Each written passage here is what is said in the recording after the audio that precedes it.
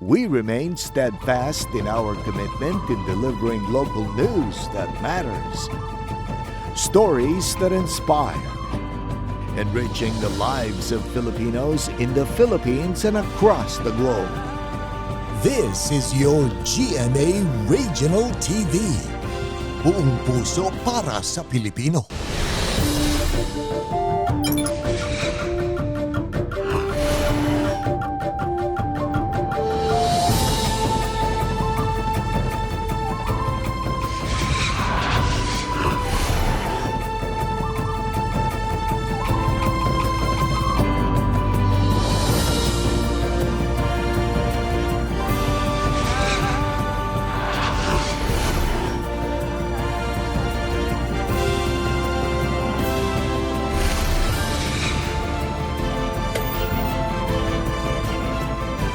Ito ang GMA Regional TV, Balitang Southern Tagalog. Magandang hapon mga kapuso. Narito na ang Balitang Southern Tagalog. Hatid namin ang mga pinakamalaki at pinakahuling balita sa Timog Katagalugan. Live mula rito sa GMA Batangas Station, ako po si Ace Medrano. Ako naman po si Ivy Sauna Regasang. 24 oras nang nakabantay ang pulisya sa Batangas City Grand Terminal. Inaasahan namang dadagsa ang mga pasaherong uuwi sa iba't ibang probinsya sa Biyernes, December 22. Para sa detalye, makakasama natin live si Denise Abante. Denise?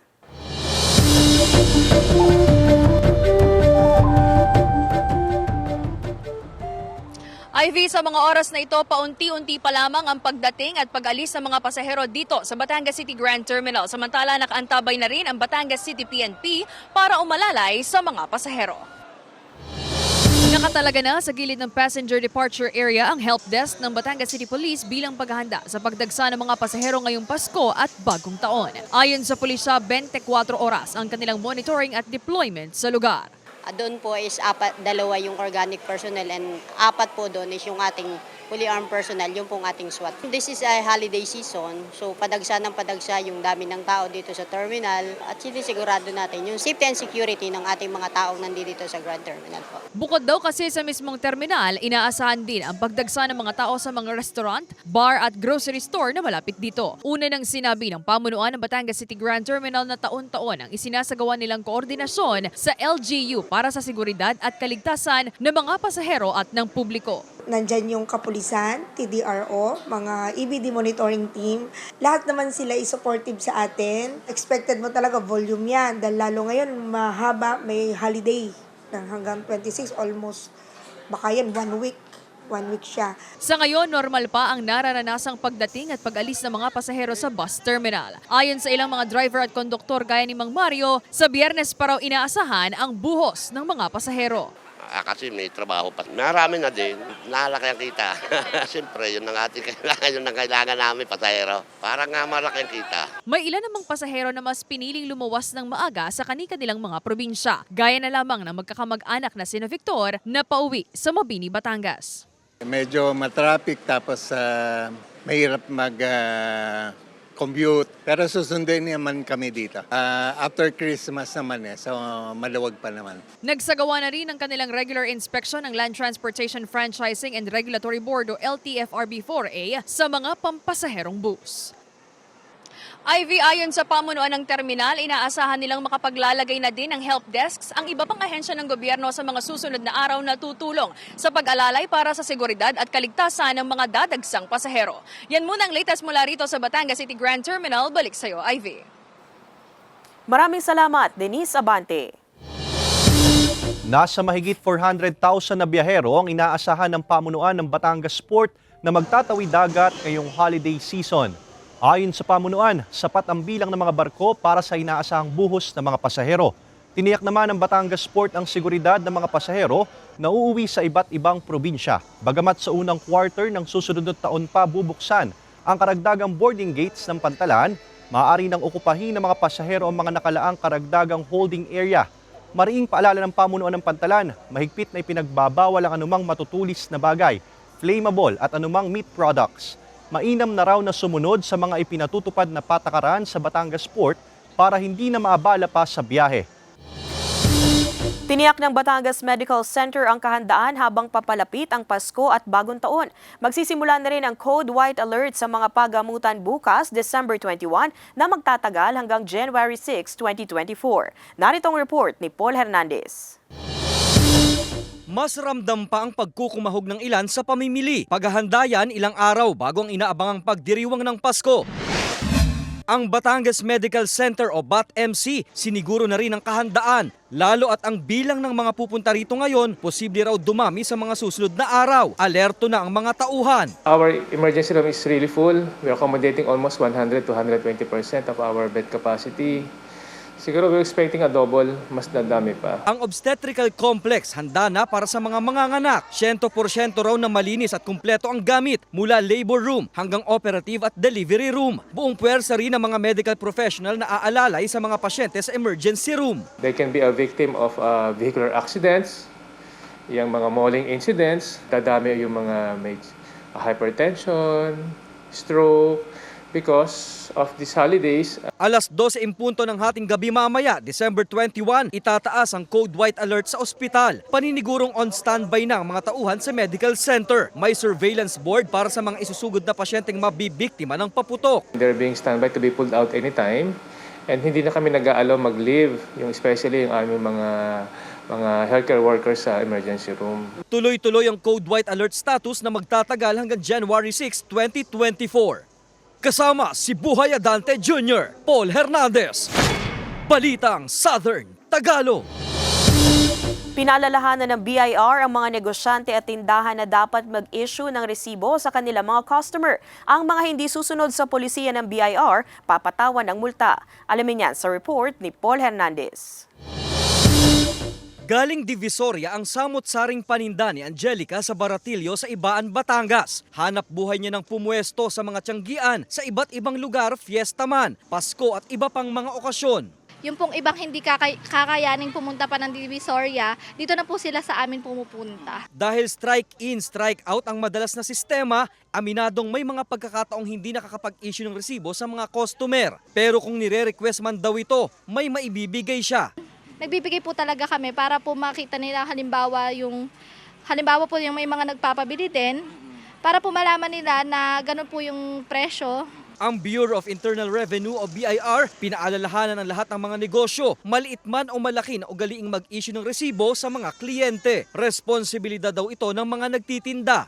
Dapat mag-issue talaga, automatic yan. Ang hindi mo pwedeng issuehan, pwedeng huwag kang mag-issue pag alam mo yan, below 25 pesos yung nabili sa'yo. Sabi ng BIR, ang resibo, proteksyon ng mga mamimili, gayon din ang pinagbilhan. Ito raw ang panghahawakang katibayan ng customer sakali mang depektibo ang produktong nabili. Pagmumultahin pa ang negosyong mapapatunayang hindi nagbibigay ng resibo. Meron kaming 25% surcharge based on the 500 pesos. Tapos meron kaming compromise penalty, that's 1,000 pesos, plus interest. May koordinasyon din daw ang BIR sa iba't ibang ahensya ng pamahalaan para masilip ang authenticity ng negosyong pinatatakbo.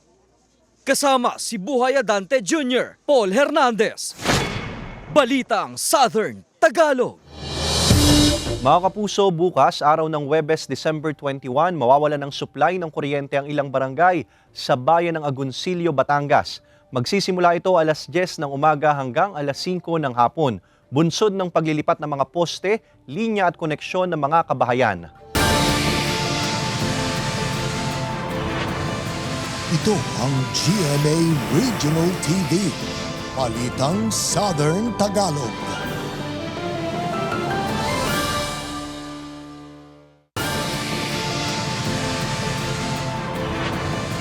Ito ang GMA Regional TV.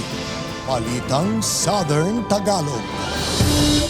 Ginagawa na raw ng ilang namimili ang mahigpit na budgeting ng mga panghanda sa Pasko at Bagong Taon. Wala naman ang paggalaw ang presyo ng basic prime commodities at Noche Buena products ayon sa DTI.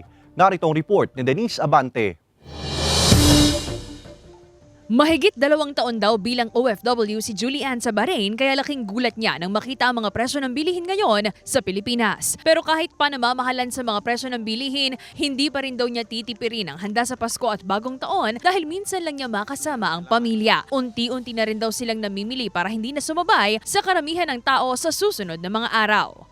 Kasi medyo rush na siya and then mahaba-haba na yung pila. Mahirap. Hanggang New Year na po. New Year na yan. Nakakapanibago yung presyo. Medyo mahal-mahal na siya ngayon. Bagamat ilang araw na lang bago ang Pasko, maluwag pa rin daw ang sitwasyong ito dito sa supermarket. Pero sa mga susunod na araw, inaasahan ang pagbuhos ng mga mamimili kaya magpapatupad sila ng extended hours ayon sa pamunuan. Bali sa 22nd at saka 23rd ng December, mag-extend na tayo kasi syempre na-expect natin na doon bubulusok yung dami ng tao. Pinakamarami na yon. Magiging hanggang 7 a.m. hanggang 10 p.m. na. OFW rin ang 51 anyos na si Mang Nick at hindi naman daw gaano nababahala sa mga presyo ng bilihin. Gayunpaman, binabudget pa rin daw niya ang mga pinamimili. Kung makakatipid, doon tayo sa makakatipid para mas marami mong mabibili. Sana mabigyan ng blessing lahat, magandang kalusugan sa lahat. Pagtitiyak naman ng Department of Trade and Industry na patuloy ang isinasagawa nilang monitoring sa mga presyo ng bilihin. Wala naman po kami nakitang pagtaas pagdating doon sa mga produkto na sakop ng DTI sa mga supermarkets and tindahan natin dito sa ating lalawigan. Wala pa naman kaming nare-receive na price increases. Nananatili pa rin yung ini-issue ng Department of Trade and Industry na suggested retail prices. Kasama si J. Arman Hares, Denise Abante, Balitang Southern Tagalog. Nasunog ang 6 na bahay sa Calapan City Oriental, Mindoro kung saan 7 pamilya ang apektado. Ang detalye sa report ni Paul Hernandez. Kitang-kita ng mga pasaherong nagbababaan mula sa Roro vessel sa Port of Calapan ang malaking apoy na yan na tumutupok sa 6 na bahay sa Barangay San Antonio, Calapan City Oriental, Mindoro. Bandang 6:30 ng gabi kagabi nang magsimula ang sunog na umabot sa first alarm. Sa report ng BFP Calapan City, sa isang residential area nagsimula ang sunog. Pawang gawa umano sa light materials ang mga bahay. Plywood, coco lumber. So yung progression sir ng apoy is mabilis talaga. And then, andyan din sir yung proximity ng bahay sir. Ang distance ng bawat bahay is magkakatabi lang talaga sir. 7 pamilya ang nawala ng tirahan o katumbas ng nasa 20 individual na pansamantalang tumutuloy sa evacuation center. Walang naiulat na nasugatan sa sunog. Inaalam pa ang halaga ng iniwang pinsala nito. Dagok sa mga nasunugan ng pangyayari lalo't magpapasko pa naman. Ang sunog po ay kinoconsider po yung low probability, high impact na sakuna. Kung saan very rare na mangyari sa isang individual kumpara sa bagyo. Pero ang impact po niyan is napakalaki. Pasado 7:00 na ng gabi nang ideklarang fire out. Gumugulong pa ang follow-up investigation para alamin ang pinagmulan at sanhi ng sunog. Paul Hernandez, Balitang Southern Tagalog. 2 drug suspects ang naaresto sa magkahiwalay na anti-illegal drug operations ng operatiba ng Quezon Police. Naaresto sina alias Chody at alias Tado na itinuturing na street-level individual at newly identified drug suspects mula sa mga bayan ng Sariaya at Lukban, Quezon. Nakumpiska ng otoridad ang hinihinalang shabu na tinatayang may halagang mahigit 600,000 pesos at may timbang na mahigit 30 grams. Maharap sa paglabag sa Sections 5 at 11 ng Article 2 ng Republic Act 9165 o Comprehensive Dangerous Drugs Act of 2002 ang mga suspect. Mga kapuso, bukas araw ng Huwebes, December 21, mawawala ng supply ng kuryente ang ilang barangay sa lungsod ng Tanawan, Batangas. Magsisimula ito ng 9:00 ng umaga hanggang 5:00 ng hapon, bunsod ng conversion ng mga linya. Tinuruang gumawa ang ilang PDL sa BJMP Quezon ng mga tinapay bilang dagdag kabuhayan sa loob ng bilangguan. Narito ang report ni Denise Abante. Pagtitimpla, pagmamasa at paghuhulma. Ilan lamang ang mga ito sa mga proseso sa paggawa ng tinapay na itinuro sa mga Persons Deprived of Liberty o PDL sa Pagbilao, Quezon bilang bahagi ng Baking Behind Bars project ng Bureau of Jail Management and Penology o BJMP Quezon District. 25 mga PDL ang nabigyan ng pagkakataon na matutong gumawa ng tinapay sa ilalim ng kursong Bread and Pastry Production NC2 ng TESDA. Ayon sa BJMP Quezon, layo ng programa na mabigyan ng kaalaman ng mga PDL sa paggawa ng tinapay na maaari nilang pagkakitaan. Samantala sa BJMP Quezon District pa rin, game na sumabak sa iba't ibang palaro ang nasa 300 mga PDL sa kanilang Christmas party katuwang ang mga non-government organizations. Layon ng isinagawang Christmas party na kahit papaano raw ay maibsan ang lungkot na nararamdaman ng mga PDL. Samantala nakatakda umanong palayain ang nasa mahigit 3,000 hanggang 5,000 mga PDL sa susunod na taon kaugnay ng good conduct and time allowance na nagpapaikli sa mga sintensya ng mga well-behaved PDL. Denise Abante, Balitang Southern Tagalog. Masaya si Michael V sa mainit na suporta ng fans sa parody song na si Pilyo. Samantala hinangaan naman si Carla Abellana at Beauty Gonzalez sa kanilang pagpapalit karakter sa Stolen Life. Narito ang report ni Hazel Alviar. Muling nag-viral ang parody song ni Michael V na si Pilyo na ipinalabas sa Bubblegang nitong linggo. Masaya at nagpasalamat si Michael V sa mainit na suporta dito ng mga manonood dahil umaani ito ngayon ng combined views na 5.5 million sa mga social media platforms. Sa post ito sa kanyang social media, sinabi nitong napabig smile siya sa suportang natatanggap ng kanyang parody song. Naganap na ang pagpapalit ng karakter ni Beauty Gonzalez at Carla Abellana sa latest episode ng series na Stolen Life gamit ang astral projection. Gumaganap sa series si Beauty bilang si Lucy at si Carla naman bilang Farah. Hinangaan ng mga fans at manunood ang husay ng mga aktres sa pagganap sa kanilang mga role. Ayon pa sa komento ng ilang netizens, tila nasanay daw sila sa karakter ni Carla na mabait pero kuhang-kuha naman daw niya ang karakter ni Beauty kaya puno sila ng paghanga. Samantala ngayong Merkules, masusundan ni Calvin si Joanne at magbabalak ng masama laban dito. Habang patuloy naman sina Elias at Mane sa paghahanap kay Neneng. Madiscovery na kaya ni Elias ang iligal na negosyo ng mga Aguilero. Ang mga maaksyong eksena sa Black Rider abangan pagkatapos ng 24 oras. Hazel Alviar, Balitang Southern Tagalog. Ito ang GMA Regional TV. Balitang Southern Tagalog.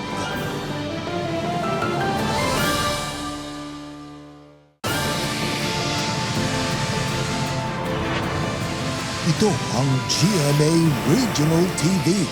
Balitang Southern Tagalog.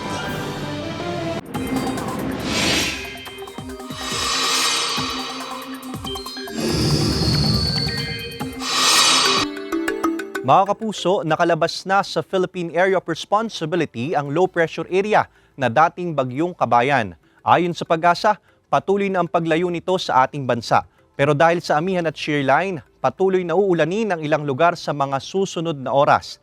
Base sa datos ng Metro Weather, may tsansa ng ulan sa Mindoro Provinces, Marinduque, Quezon at Palawan. Posible ang malalakas na ulan sa ilang lugar, kaya maging handa sa banta ng baha o pagguho ng lupa. Maaari ding ulanin ang iba pang bahagi ng bansa. Pinag-iingat ng Securities and Exchange Commission ang publiko ukol sa pagkagat sa mga alok na investment. Ang ilang investment ventures maaaring scam ayon sa komisyon. Alamin yan sa report ni Paul Hernandez. Puhunan ng 42 anyos na si Annalisa ang cellphone na gamit niya sa kanyang online food business. Dito, nakakakuha siya ng mga kliyente, pati na ang mga alok na umunoy dagdag kita raw sa negosyo. Kalimitan nga po yung mga Bitcoin, yung mga ganon. Yung po nag-message sa akin. Kung mag-i-invest ka daw po ng ganong at ang return daw po ay malaki. Aminadong muntik-muntika na rin siyang kumagat sa mga umano'y investment. Pero dahil sa mga naririnig na mga kwento sa mga kaibigan, napipigilan siya. Isa lang si Annalisa sa mga Pinoy na binabalaan at binabantayan ng Securities and Exchange Commission o SEC para hindi mabiktima ng investment scam.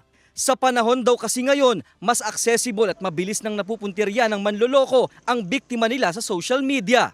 Minsan hindi mo identified kung sino ang nagpapatakbo nito kasi online na ngayon eh.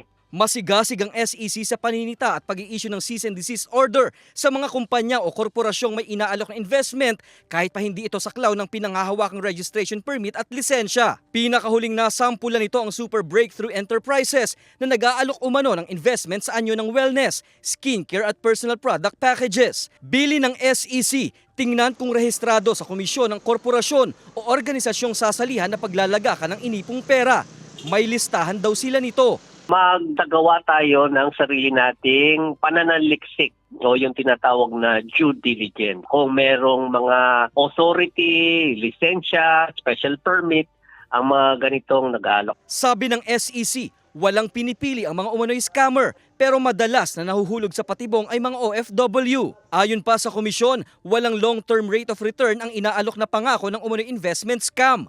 Saan nila kukunin ang perang pinapangakong kikitain nyo? You can earn more pag kayo ay nakapanghikayat ng mga bagong miyembro. Mabibigyan kayo ng mga bonuses and other incentives.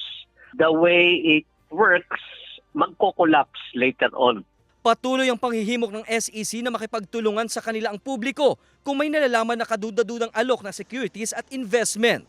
Kasama si Buhay Adante Jr., Paul Hernandez, Balitang Southern Tagalog.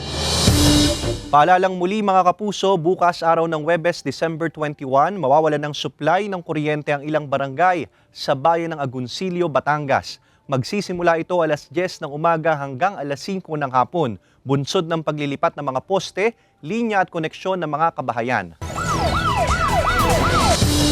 Nasa kote ng mga barangay public safety officer ang 27 anyos na lalaking si alias Ram, residente ng barangay Alawihaw, Daet, Camarines Norte. Matapos umano nitong nakawi ng isang hand tractor engine na nagkakahalaga ng mahigit 14,000 piso. Pag-aari umano ng isang alias Larry na magsasaka sa barangay Kubangbang sa nasabing bayan ng ninakaw na gamit. Agad ring itinurn over ng BPSO sa mga rumesponding miyembro ng Daet Municipal Police Station ang sospek para sa kaukulang disposisyon. Naitala ng PHIVOLCS ang 9 na volcanic earthquakes kabilang ang 8 volcanic tremors sa Bulkang Taal sa nakalipas na magdamag. Ang detalye sa report ni Paul Hernandez. Maulap ang papawirin sa may bahagi ng Taal Volcano Island kaninang umaga. Natatakpan ng liwanag kaya hindi masyadong nababanaag ang forma ng Bulkang Taal. May sumusulpot pa ring mga usok sa bunganga nito na normal na umanong aktibidad sa aktibong bulkan gaya ng Taal. Hindi pa rin nagbabago ang naitalang sukat na ibinubugang sulfur dioxide sa mahigit 11,400 na tonelada. Sa monitoring ng state volcanologist na PHIVOLCS, 9 ang naitalang volcanic earthquake rito at 8 ang volcanic tremors o may hinang pagyanig. Although nung December 15, medyo mataas yung yung sulfur dioxide. Pero kumukonti yung volcanic earthquakes natin. And yung usok medyo kumukonti. Ayon sa ahensya, ang pabago-bago at asbabang bilang ng pagyanig ay indikasyon ng paggalaw ng magma sa ilalim ng bulkan. Pero kung ikukumpara naman sa mga nagdaang mga araw o linggo, mabababa na ang level ng seismic activity na ito ng Taal. Nasa babala pa rin ang alert level 1 ng Bulkang Taal. Paalala ng mga otoridad, bawal pa rin ang pagpasok at aktibidad sa Taal Volcano Island na deklaradong permanent danger zone. Ipinapayong maging alerto ang mga residenteng naninirahan sa mga bayan malapit sa bulkan. Kasama si Buhay Adante Jr., Paul Hernandez, Balitang Southern Tagalog. Umaabot na sa mahigit 513 million pesos ang pot money sa Grand Lotto 655. Kaya naman ang ilang Batanggenyo hindi pinalagpas ang pagkakataong makataya. Hindi raw sila nawawala ng pag-asang masungkit ang inaasam na jackpot ilang araw bago ang Pasko. Umaasa rin ang ilang lotto outlets na mas marami pang tumaya sa kanila hanggang mamayang alas 8 ng gabi para naman daw makabawi-bawi sila. At habang hindi pa rin nakukuha ang jackpot, lalo pang tataas ang pot money. Samantala kung sakaling palaring manalo, payo ng ilang financial advisor na pag-isipang mabuti ang paglalaanan ng bawat sentimong napanalunan. Hindi raw masama ang paglalaan ng budget sa mga personal na pangangailangan pero dapat alamin pa rin daw ang limitasyon para hindi mauwi sa wala ang premyong napanalunan. Mamayang gabi na bobolahin ang Grand Lotto 655. Samantala, mapapanood niyo po ang episode na ito at iba pa ang pinakahuling lokal na balita sa official website ng GMA Regional TV, www.gmaregionaltv.com. Pwede rin kayong bumisita sa aming official YouTube channel, GMA Regional TV, at i-click ang subscribe button para sa pinakamainit na balita mula sa rehiyon. Dahil sa GMA Regional TV, local news matters. Mga kapuso, 5 days na lang Pasko na. At yan ang mga pinakamalaki at pinakahuling balita sa Timog Katagalugan. Maraming salamat sa pagsama sa amin, pati na mga kapuso sa ibang bansa na tumutok sa mga balita sa rehiyon. Kami ang GMA Regional TV, Balitang Southern Tagalog. Buong puwersa para sa mas malaking misyon at mas malawak na paglilingkod sa bayan.